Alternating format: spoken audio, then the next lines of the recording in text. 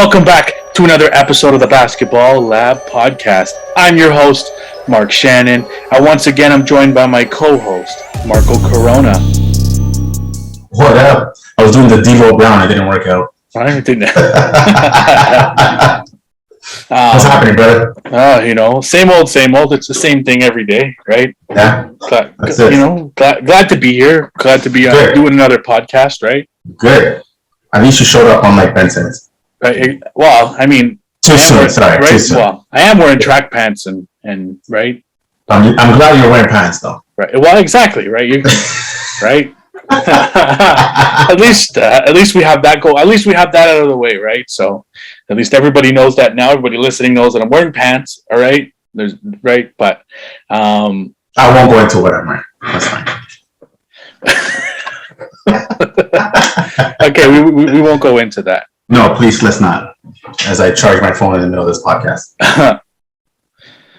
So obviously, we talked about it last week. It was a big topic. Not last week, the last podcast we did. It was a big topic. The last one we did about the Golden State Warriors, the Phoenix Suns, the Western Conference. Yes, we did. Right, and so we were. And they obviously played each other the other night. But speaking of not wearing any pants, I think Steph Curry wasn't wearing any pants that game. Because, I don't know. Wow, I didn't know where you were going with that. Okay. Right? Because Bridges locked him up. Can you tell me how many points? Tell the good folks how many points Bridges had.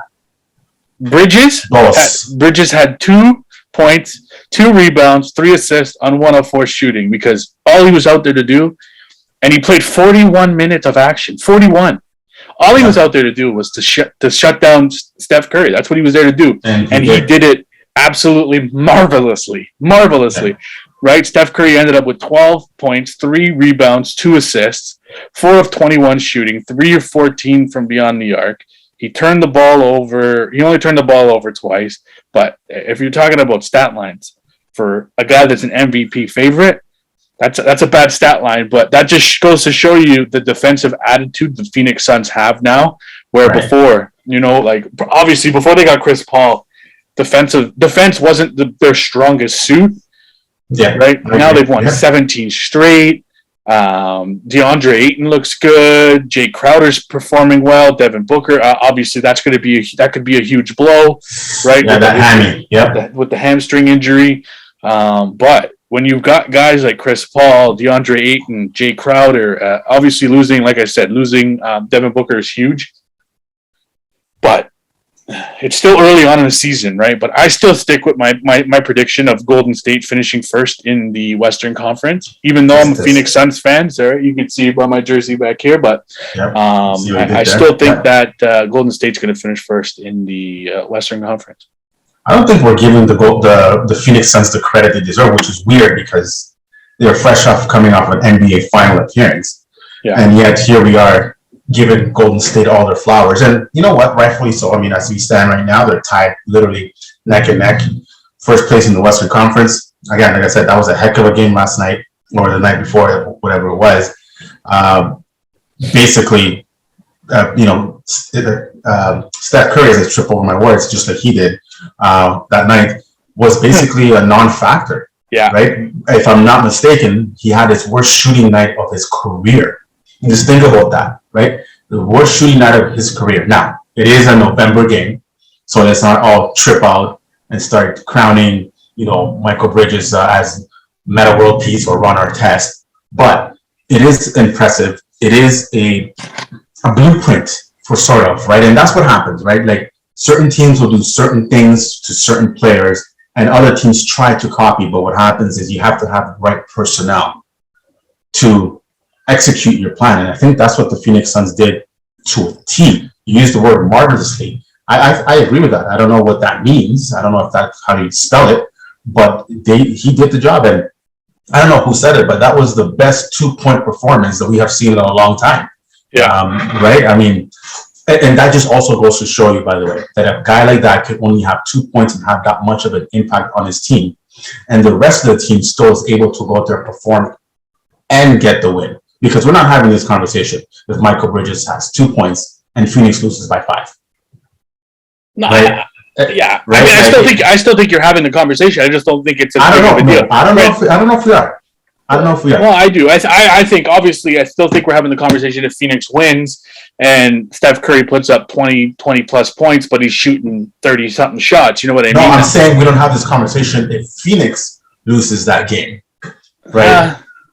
I mean, I still think at the end of the day, if Golden State won that game, I still obviously I think we're having a conversation about okay, obviously Golden State is better than what we thought they're not just Steph Curry, right? But and more to come, right? But that's what I mean, right? But if they have at the end of the day, if they would have won that game, Steph Curry still ended up with 12 points. I still think we're talking about the fact that MIkal Bridges held Steph Curry in check. I still think we're definitely talking about that in regards to that for sure. If they would have lost, I think it would be a different topic. Would it be as talked about as much as it was? No, probably not, because at the end of the day, Golden State still won. That's at the end of the day, that's what you need. That's what you're doing at the end, right? You want wins. Doesn't matter about the stat line. Steph Curry's not going to sit here and say, you know what? Yeah, I shot my worst game, but we won the game. Like, we shouldn't have won the game. You know what I mean? They won the game. They would have still been in first in the Western Conference at that point. It doesn't matter. At the end of the day, you're going to have games where you're going to be like that, especially when you're guys like Steph Curry, when you're LeBron James, when you're Kevin Durant. Those guys are going to have off nights here and there. They're not going to be able to put up 30 to 40, 50 points a night every single night, because let's be real. I don't think that's why we've never had a player averaging 40, 50 points a night. You know what I mean? It's always been somebody who's averaging, right? You're always going to average around 30 something points, because you have those days where you have those off nights, right? But I still say it. MIkal Bridges put in yeoman's work, especially for 41 minutes against arguably one of the best shooters to ever play this game, arguably one of the best players to ever play the game in terms of efficiency. Yeah. Right, like he's able to do a lot of different things that a lot of players aren't. Right, he's changed the game in terms of the point guard position. Right, so MIkal Bridges deserves a lot of credit for that win, especially for the fact that Devin Booker went down at halftime. Right, so that's a very good point, because they were, in soccer it's like playing down with 10 men, right? Yeah, and that's the equivalent of, because I'll tell you what, when I saw a Book go down, and I'm like, okay, this is now the test. I think that this is an issue, and it wasn't, and it really wasn't. And I don't know if the same scenario happens this Friday when they go back to San Francisco and they have game 2 of this sort of home and home series. But again, to me, at this point of the season, it's more about showcasing. It's more about dress rehearsal, right? I love the fact that Bridges shut down Curry, but I'm going to be a pessimist for one second and say I'm almost worried, not worried, but worried if it's too much too soon that they showed. Like, and the reason I say is because Nick Nurse, the coach for the Toronto Raptors, is known for not showing everything early in the season, right? It's almost like Nick Nurse holds plays back, right? I'm just curious and we'll learn a lot about Phoenix, I think, in this game. If they showed a lot, if that was just who they are, or if Steph Curry actually just had an off night and we're giving MIkal Bridges way too much credit. I'm not saying that MIkal Bridges didn't do his job, which he did, and I'm gonna keep calling him Michael. But bottom line is, and you said it yourself, Steph Curry, we almost got spoiled with Steph, just dropping, 8 3-pointers and 35, 29 points, this and that, and then he has an off night, 4 of 21. That is not Steph like. So is that more of what Phoenix did, or is that more of what Steph didn't do, and that was just, the anomaly and not the norm? Obviously, it's definitely not the norm. So we're about to find out, and they're going to meet down the road again. And I truly do believe that this is a preview of what's to come later on in the spring. But we'll see. If the Lakers ever decide to wake up from whatever the fuck they're doing over there in LA. By the way, they are the second best team in LA. Just say. Anyways, I digress. Sorry, I'm still upset about it. They make me look bad, man. I watched basketball and I said they were going to win the Western Conference. They look like shit. Yeah, I mean, obviously right now it's still early. Like, there's so much time left, especially for the fact that there's so much time left in the NBA season. Yeah, you mentioned about Phoenix heading to Golden State on Friday. That'll be on the set back half of a back-to-back, right? Because they're playing Detroit right now. They're up by, I think, 12 points. So that's going to be another factor that's going to play into that game, right? Because you're playing on a back-to-back on the second half of it. And I know they're playing at home right now, right? But they're not in Detroit. But yeah, it's going to be. I think it's going to be another solid game, and I think we're going to see a different Steph out there. I don't think he's obviously going to get caught and drawn into the tactics of the defensive style of Phoenix and MIkal Bridges and that stuff. MIkal Bridges, there you go. Yeah, so I think that's gonna I think that's gonna change. I think that's gonna be a different side of Steph. I think we're gonna see. Obviously, as a Suns fan, I hope we don't see normal Steph. I think 20 points is okay. You know what? That's enough. Average. You want to see below average Steph. Yeah, exactly. Whatever that is. Right, exactly. I just want to go back to a point you said about Nick Nurse. Obviously, not he doesn't show all of his cards. There's a guy. I'm going to tie it back to the NFL a little bit here. There's a guy by the name of Bill Belichick. I knew you were going to say that. Bill Belichick. Yep. He always holds his cards up his sleeve. He always has that extra little bit of, something there to help his team to help them get to where they need to be, right? And Nick Nurse is kind of embodied that a little bit. Popovich is kind of the same, right? Kind of the same way of that ilk in terms of the way they do things like that. So I definitely think. I think also, but I think Monty Williams is kind of like that too. I love Monty. I've said this for 2 years now. Yep. They've started to show their defensive side this year, like really, really strong defensive play, right? You look at Phoenix, you're always thinking of, the Phoenix Suns running gun, and then you look at it, they're playing defense. You're like, wait, hold on 1 second here now. This is a different sort of style and look, and you can throw a lot of teams off guard with the talent that they have up front and in the guards and all that stuff, and then you throw in that defensive paralysis, which is what you need in the playoffs because you're not blowing out teams by 30 in the playoffs every day. It doesn't work that way, right? It's the complete opposite. You got to grind it. And I think they learned a lot from last year. Yeah, absolutely. So this is a hungry team, but that's a very good point about the Belichicks and the Nick Nurses and Monty Williams and Pop as well. So bang on, I never thought about that. Yeah. But I knew you were going to go there. But I think it's definitely a matchup that everybody should be watching for, especially knowing that it's like I said, it's first in the battle for first in the Western Conference. Obviously, it's still early, like I said, but. Battling first in the Western Conference. Both teams are pretty hot right now. Phoenix is 117. Looks like they're going to go for their 18th win, obviously tonight against the lowly Detroit Pistons. So it'll be a really good game between the two teams on Friday, and I'm looking for another tight game. I'm hoping for another tight game. And just before we move on, like if they beat Golden State, where do they lose? Because I'm looking at their schedule. They play the Spurs after Golden State. Could be a letdown game. It depends on what happens. Boston, inconsistent. Clippers, Portland, Washington, Hornets, the Lakers.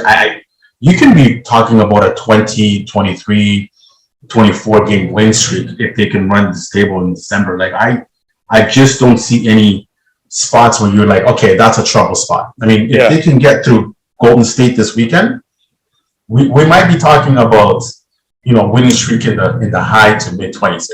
Yeah, but we'll see. We'll find out on the next podcast. Yes. Exactly. So obviously we'll switch gears to we're talking about some veteran teams and veteran players, but now we're going to switch to the rookies a little bit here. Yes. Right? Obviously the rookie of the year race is kind of heating up a little bit again. Guys, it's still way too early to even predict who's going to win the Rookie of the Year. Right now, there's no question in my mind, and I'm not just saying that because I'm from Toronto and I have Raptors gear on right now, but it's got to go to Scottie Barnes. Like, he's been consistent. He's been consistent so far throughout. He's been one of the most consistent rookies throughout the entire first half of the season. No disrespect to Evan Mobley, no disrespect to Cade Cunningham and those guys, but Scottie Barnes has sort of, I don't know, in my opinion, taken over Toronto as like that face of the franchise, so to speak. Like he's become the guy that a lot of the fans gravitating towards. It's trending that way, right? It's trending. I'm not here saying that he's like the next Kyle Lowry or the next DeMar DeRozan or anything like that. I'm saying like it's trending in that direction. Obviously, it's his first year, right? There's still loads of time. He was raw coming out of thing, right? He was raw offensively coming out of FSU.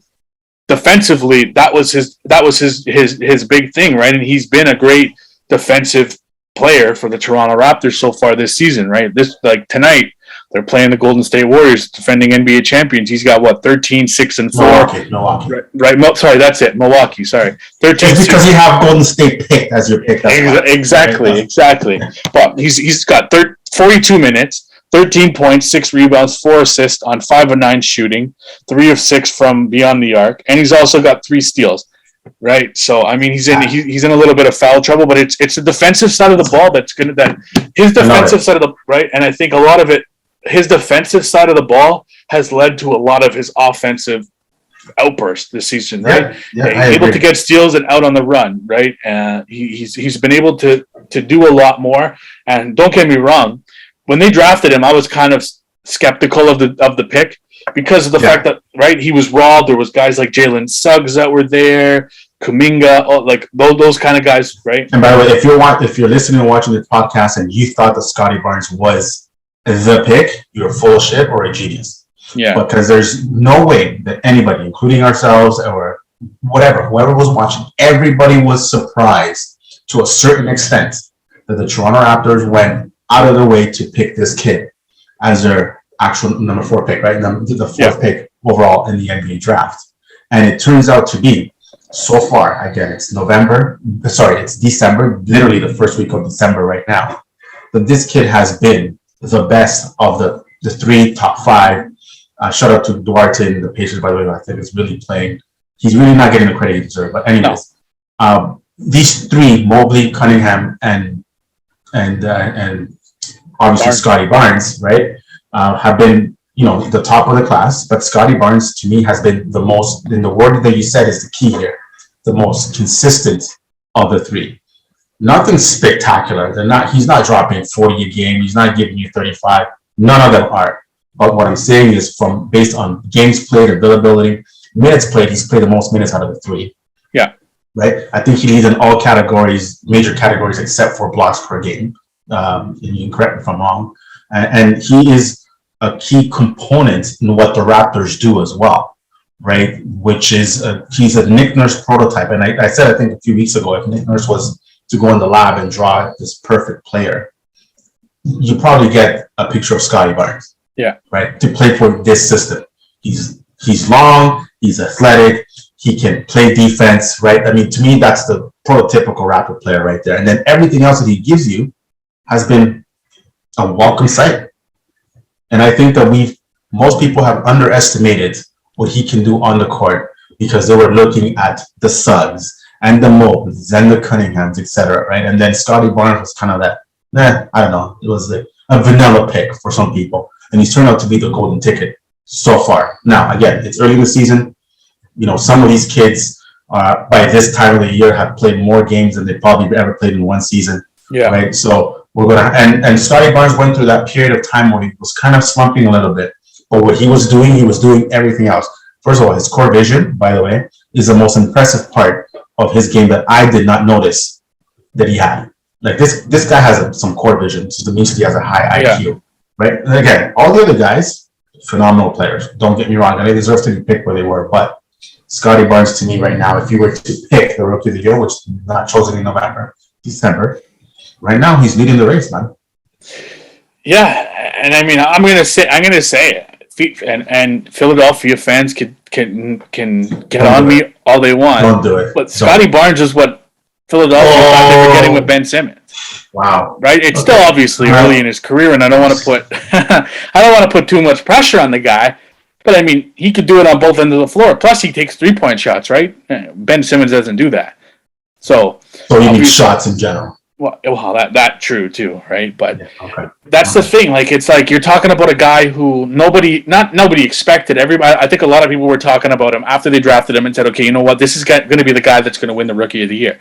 He's going to be the steal of the draft, right? Because he's raw. A lot of raw guys like that, but it's also the fact that he could play 1 through 5. He can handle the rock going up the court. He can play the 2. He can play the 3. He can guard multiple positions.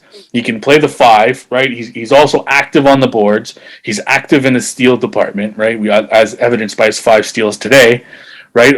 As evidenced by his steals today. Right. So he's active on the floor all the time. Evan Mobley, on the other hand, another solid player on the Raptors, right? And I thought he was another guy that, if the Raptors were able to, if he fell to them, I thought the Raptors would have drafted him because he was another piece to the Raptors puzzle in terms of what they would have needed. Obviously, Scottie Barnes, I think, would have still been there, but I think Evan Mobley is a guy he can block. He can play the 4-5 position. Right, he'll help spell with Pascal Siakam and that kind of stuff. So, but he's done well. The only difference is you're talking about a guy that's playing on the Cleveland Cavaliers, they're not the best team, right? So obviously he's going to get more minutes. He's going to be able to contribute a lot more than Scottie Barnes, who's exceeded a lot of people's expectations because he's been able to get his points, right, averaging 15 plus points per game.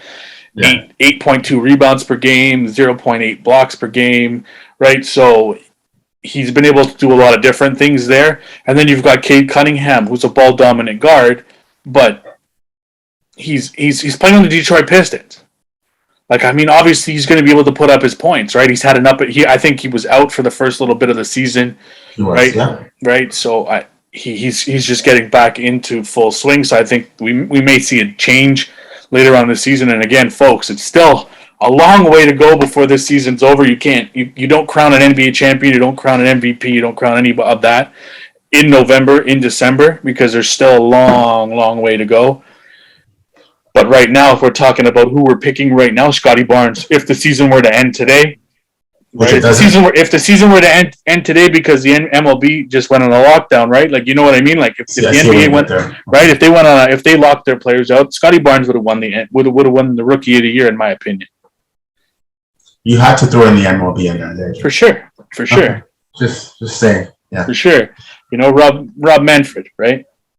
He's not busy right now. Well, that's the thing. I mean, obviously, he's not busy right now. But Adam Silver, on one hand, like, I think he's a different breed in terms of the commissioners. I think he's a lot more, open. So that's why flexible. I like. Yeah. Right. He's a lot more flexible. A lot more. I think he understands it a little bit more than these other guys that we won't mention their names right now. But no, we'll save it for another time. Exactly. Yeah. So just looking at the odds, right? Obviously, the odds are obviously still, it's a 3-way tie right now in terms of the odds, right? Cade Cunningham, Evan Mobley, and Scottie Barnes are both plus 250, right? And then, the disrespect to Chris Duarte, who's plus 2,000, Josh Giddey of the Oklahoma City Thunder. Don't get me wrong, Josh Giddey's having a decent season for the Oklahoma City Thunder, but I mean, Chris Duarte has stepped into a team that's he stepped into a team where he wasn't expected to be okay. You know what? Like, obviously, when he was coming out of Oregon, right? He was a good ball player, right? When watching him in the March Madness and Oregon, but nobody expected him to be able to do what he's been able to do so far early in the season for an Indiana Pacers squad that has a little bit of talent on their squad, right? Karis LeVert, you've got T.J. Warren, you've got Miles Turner. There's a lot of talent on that team, but he's been able to play a solid game, play efficiently. So I think he's still definitely involved in that conversation in terms of the Rookie of the Year at plus 2,000. I mean, those are pretty good odds. I mean, right? If he can continue playing the way he's been playing this season, and then somehow, maybe Indiana squeaks into the playoff spot, I think he's got a good. Yeah. He's got a good shot at winning this thing. And at 2,001 odds, right? You put some money down on that, you're walking away with a good chunk of change. Cash money. We haven't talked enough money in this show. That's good. Exactly. That's a good call there. That's right. A good call. Exactly. It's a good bet. I mean, at the end of the day, right? You got Franz Wagner 3,000, Jalen Suggs another plus 3,000 to 1. So I mean, there's a lot of good money lines on here, but obviously I think the money lines right now: Cade Cunningham, Evan Mobley, and Scottie Barnes. That's where I think the rookie of the year is going to come from. So get your your bets out and start talking to your friends and get some cash on the table. We can talk about cash too all day, babe. Let's go. Maybe we can get Randy Moss on the show. Maybe. Straight cash home. Yeah. Ocho Cinco. He's definitely not busy, but he tips well. But not obviously. We'll talk about another non-rookie of the year, right? Zion Williamson. Yes. Right. Finished third in rookie of the year in his draft, loss to Ja Morant there, but man, there was so much hoopla about him when he came out of Duke, and it's just not translated the way that Zion and I think the New Orleans Pelicans would have hoped, right? Because you got a guy that he's been injured more than he's played. Yep, right. 100%. Especially right. He was hurt last season, but I remember the first season when he was hurt in his first season, out for a while, came back. He played well. I think in the bubble, not the bubble year, the year that they had the All-Star game. Was it last year? He made the All-Star game last year. Yeah. Right. But it was a year before that he had the injury restriction. But the restriction, right? He was capped at like 22 minutes. Like but he was efficient. Yeah. Right. He was efficient, and we saw a small sample size of what he can do. First of all, the guy's electric. Yeah. Like the guy is an unbelievable basketball player, and I said this in previous podcasts. The NBA went out of their way, and I still believe it, that they did everything possible to get Zion into the playoffs and the Pelicans. That's how much the NBA thinks of Zion Williamson. He is a marketable guy who can take this league to the next level if he was healthy. The problem is that nobody thought that he would be this injury prone. And I know I think it was a foot issue in Duke, coming out of Duke, and et cetera, et cetera. Yeah, when he blew his foot right out of his shoe. Right, exactly, right. But my goodness, I mean, I'll be honest with you, when you almost become forgettable, because I think we're getting to the point that it's like, where's Zion, right? And the average person doesn't know where Zion is. That's an issue. Right now, he unfortunately had a setback just now in his rehab, so we don't know how much longer that's going to take. The Pelicans need this guy to be healthy. The NBA needs this guy to be healthy. As fans, as guys, and girls who watch this league, the NBA is better when Zion is healthy. Yeah, for sure. Because this guy can ball. He can dominate. He can just do a lot of things that guys his size are not able to do. Right? He's a heck of an athlete. He's a freakish athlete, but his availability is his biggest, I guess, Achilles heel, for lack of a better term. Like, he's not there. And at a certain point, you got to think, okay, what do we do? Right? Like, there's a few guys in certain leagues that are just so dominant, but it can't stay healthy. And he's becoming one of those guys. And that conversation is going to have to start happening soon. Is what do we do with this guy? Because if they're going to invest a long-term future on this kid, they can't invest on somebody who you don't know if he's going to be there in game 80, in game 55 of the season, in game 62 of the season, in game 1 of the playoffs. Now you tie in all your resources into him, but he's not there. Boy, I don't know. He's either A, they're doing something wrong in New Orleans and the Bayou over there, or B, he needs to change the scenery because they need him healthy. Yeah. Yeah, I mean, I said it before. They've got a lot of talent on that roster. Obviously, we saw what's his name the other night. What's his name the other night? JV. Oh, right? Jonas Valanciunas. Right. He had an outstanding game, right? Imagine JV and Zion Williams, and I think that was a lot of the reason why they picked up JV in the offseason. That was exactly it. Exactly. That was exactly it. He can create space eater, right, and then clear the floor for Zion, and then he can do his thing. And Valanciunas has developed into a very good basketball player. He was always good. I think as he's got older, he's expanded his game. He's added a 3-point shot clearly because he was at 1.7 for 7 from downtown. Like Steph Curry 2.0 over there, right? But if you can imagine Ingram, Valanciunas, Zion Williamson, right? To me, that's a solid team year in and year out if they can stay healthy. And that's the problem. They can't. Yeah, don't forget the Canadian, Nikhil Alexander-Walker, right? He's been having an outstanding season so far this year, too. He won't be there this long if they keep this up. Or they got to pivot and figure out that he's maybe the guy going forward. And I'm just so disappointed in the Pelicans because I think that looking at their young roster, it's so much promise. Yeah. There's so much promise, but promise doesn't get you anything, right? It's like a salad. Food is coming, but I don't know if it's going to come hot. Right now, I don't know what the fuck's going on over there. It's like a salad. Yeah. Oh. The Pelicans are the salad of the NBA.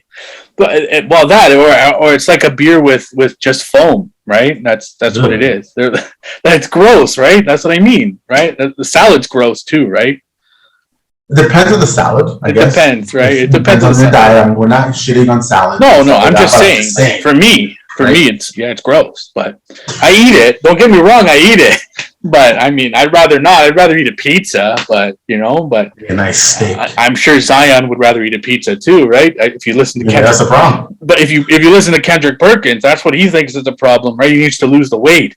That's what he's saying is the problem. He basically right. I think today he said that he should just shut it down, lose the weight, and then come back next year. That's what he basically said today. So let's just assume that that's the case, and let's be very delicate for 1 second about this because I don't want to get into weight and all that stuff. We had a guy here in Toronto, sort of to change leads for a second, by the name of Vladimir Guerrero Jr., who was criticized for his weight, right? And what did this kid do? He went into the gym in the off season and completely rebuilt his body. Yeah. To the point that he was second in MVP this year, right? If it wasn't for Shohei Ohtani, this guy would have been the MVP. There's not even a question about that. But at the end of the day, to me, it's that Kobe mentality where you got to go in there, put in the work on your body, invest in your body, right? Stay healthy so you can be available when you need it. And that to me is, I'm not questioning his work ethic. He went to a great school, was coached by a great coach, even though I hate the school, they can go fuck themselves. But do come talk about. But at the same time, right? If there's a lack of commitment for your own body, which is basically your investment to the league and to your team, then that to me is very concerning. And like I said, I'm using Vladdy as an example because Vladdy took a lot of crap from a lot of people in this city for being, who he was. And then he was a great player, even at what he was. Yeah. But when he took care of his body, and apparently he's even going to take it up another notch this offseason, he says, depending on how long the lockout is, he might look like me by the time it's over. But I mean, at the end of the day, you have to commit, and that's part of your job, right? So if that's part of the issue, if Perk is not exaggerating and he's right, and I hope he's wrong, then that is a massive, massive problem for the New Orleans Pelicans. Yeah, I think it's a massive problem for the New Orleans Pelicans. It's a massive problem for Zion Williamson. It's a massive problem for the NBA. Right. Yeah. Obviously, the NBA is still trying to push that New Orleans is a basketball market. And don't get me wrong, they are a basketball market. There's no question. They are a sports market. They have the Pelicans. They have the New Orleans Saints. They are a sports market in terms of that. But in terms of basketball wise, they're not a top market, right? So if you're Zion Williamson, you know what? Maybe he's been injured a lot, but getting out, maybe going to New York or going to somewhere else might cure what ails Zion Williamson, right? Obviously, a lot of. Did you just say New York? I did. Okay, just checking. I did. I'm not going to argue that point, but we haven't talked about it in a while. We'll save that for another day. Yeah, I did. But I think sometimes a change of scenery is good for players. It's definitely good for players, right? A change of scenery, especially players that have been struggling for a little bit, unless their name is Ben Simmons and nobody wants you, but that's a different story. We need a Ben Simmons counter clock, right? Counter. How many times we mentioned Ben Simmons, right? Yeah. I've mentioned him about 4 times now, right? So I'm 2 for me. But yeah, I mean, obviously, we all hope that Zion Williamson could come back because, right, Zion Williamson in the league, if he can come back to, obviously, I don't think he's ever going to be the explosive guy he was in Duke. He might have to reinvent himself. Well, exactly, right? He might have to reinvent himself in terms of that, but obviously, I think we all hope that he comes back and he becomes the player that he was coming out of Duke and what everybody expected him to be. Absolutely. So we wish all the health to him, and we hope that he comes back for the New Orleans Pelicans. Absolutely. Thanks for listening to another episode of the Basketball Lab podcast.